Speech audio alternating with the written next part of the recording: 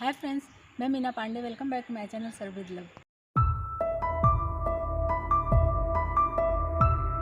Friends, आज मैंने रगड़ा वाली मटर से ये सब्जी बना के तैयार किया। बहुत ही टेस्टी बना फ्रेंड्स। तो आइए देख लेते हैं किस तरीके से मैंने बनाया है। तो इसको मैंने रात भर पानी में सुखा के निकाल लिया है। तो ये अच्छे तरीके से फूल गया है। ऐसा फूला है ना कि ये मटर एक उठा के अगर ये देखिए नाखून से ऐसे मैं तोड़ रही हूँ ना तो टूट जा रहा है। अगर आप जैसे रात को भिगाना भूल जाते हो तो कम से कम 6 घंटे तो इसको भिगाना, 6 से 7 घंटे अगर भिगाएंगे ना तो एकदम अंदर तक, जैसे हम छोले भिगाते हैं उसी प्रोसेस से इसको भी हमें भिगा लेना होता है। मैं इसी की सब्जी बना के तैयार करूँगी। बहुत ही टेस्टी बनता है फ्रेंड्स। आप चाहिए उसको रगड़ा में खाइए या फिर जैसे गोलगप्पे बनाते हैं, पानी पूरी का जो मटर आलू बनाते हैं उसके लिए भी आप इसको यूज़ कर सकते हो। और इधर मैंने 2 आलू काट लिए हैं। आलू को इस तरीके से ये देखिए बड़े बड़े पीसेस में मैंने काट लिए हैं।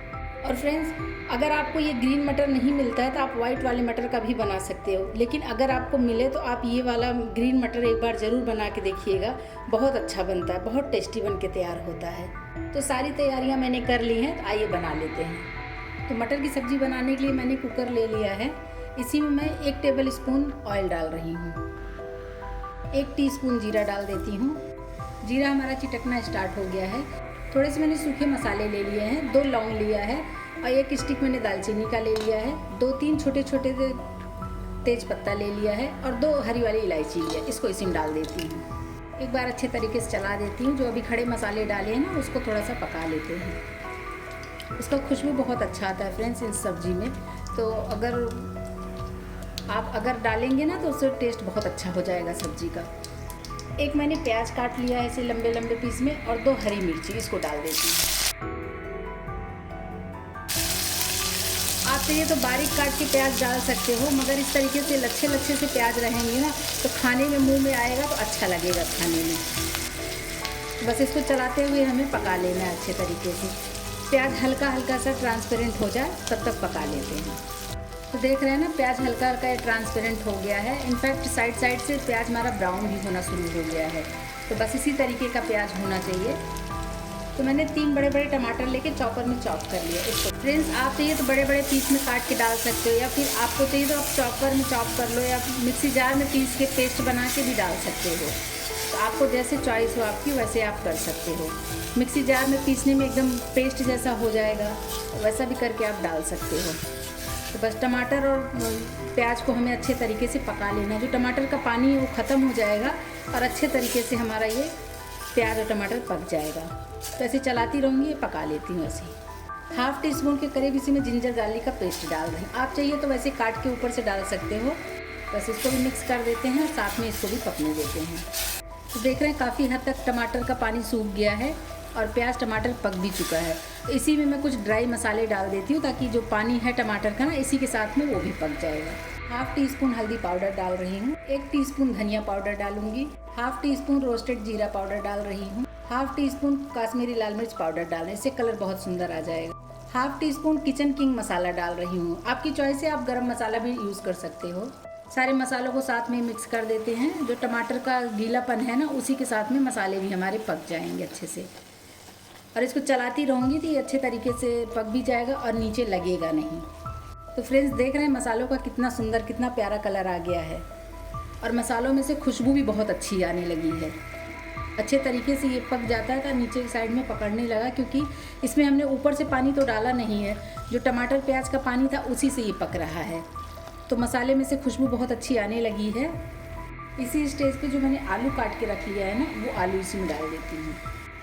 आलू डाल के भी अच्छे तरीके से मिक्स कर देते हैं ताकि आलू में भी मसालों की खुशबू अच्छे तरीके से आ जाए।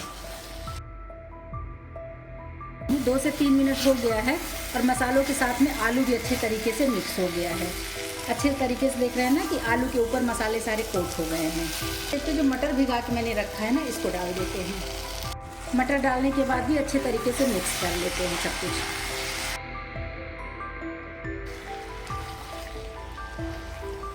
बहुत ही शानदार सब्जी बनके तैयार होगी फ्रेंड्स। एक बार इस तरीके से बनाएंगे ना तो जैसे कि घर में कोई सब्जी नहीं है लेकिन हम ड्राई सब्जियां तो रखे रहते हैं, मटर चना ये सब तो रखे ही रहते हैं घर में ना। तो इस तरीके से अगर हम मटर ले आके रखे हैं, चाहे वाइट वाला हो या ग्रीन वाला हो, जो मर्जी मटर हो, तो आप इस तरीके की सब्ज़ी बना के खिला सकते हो। और ये सब्ज़ी फ्रेंड्स इतना टेस्टी बनता है ना, रोटी पराठा नान पुलाव प्लेन राइस किसी के भी साथ खाएंगे बहुत ही टेस्टी लगेगा। या जैसा कि मैंने पहले ही बताया कि गोलगप्पे का जब चाट वगैरह बनाते हैं ना, उसमें भी ये मटर की सब्ज़ी हम यूज़ कर सकते हैं। मसाले हमारे अच्छे तरीके से मिक्स हो गए हैं और नीचे कुकर में मसाले लगने लगे हैं, मतलब कि अच्छे तरीके से ये मसालों के साथ में अच्छे से भून गया है। अभी इसी में जितना आपको लिक्विड चाहिए उस हिसाब से पानी आप डाल सकते हैं। तो मैं इसमें 2 कप पानी डाल रही हूँ, क्योंकि आलू मटर दोनों अभी कच्चे हैं, तो अभी जब पकेगा तो उसमें भी पानी लगेगा ना, इसलिए मैंने 2 कप का यूज़ किया है। तो पकते पकाते मतलब कि आधा कप पानी ख़त्म हो जाएगा, 1.5 कप पानी रहेगा। तो बस वही उतना ग्रेवी हमें चाहिए। तो आप अपने अकॉर्डिंग ग्रेवी कर सकते हो। टेस्ट के अकॉर्डिंग नमक डाल देती हूँ। एक बार अच्छे तरीके से मिक्स कर देते हैं। मगर इस टाइप की कोई भी सब्ज़ी बनाएंगे बहुत टेस्टी बनता है और झटपट बन के तैयार हो जाता है। तो ये लीजिए, मैंने ये मिक्स कर दिया है।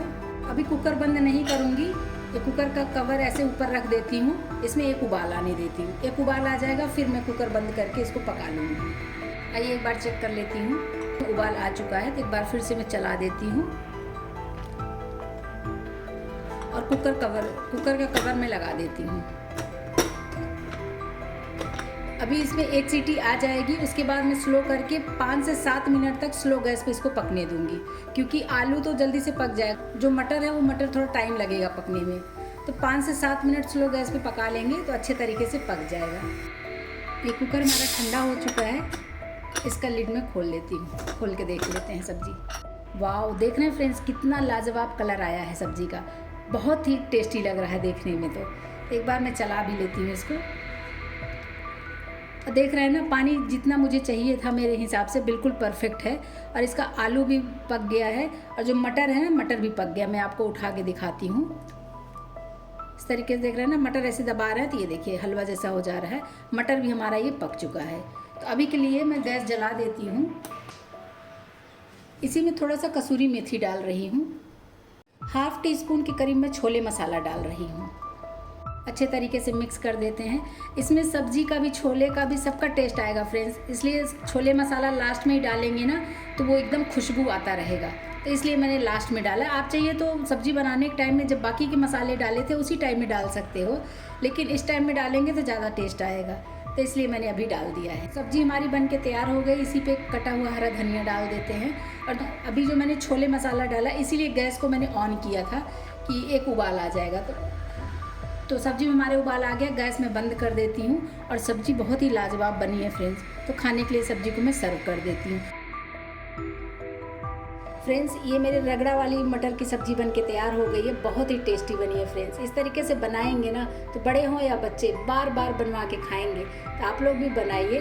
अगर आपको मेरा तरीका पसंद आया हो तो लाइक और कमेंट्स करना बिल्कुल भी मत भूलना फ्रेंड्स। लास्ट तक मेरी वीडियो देखने के लिए थैंक यू।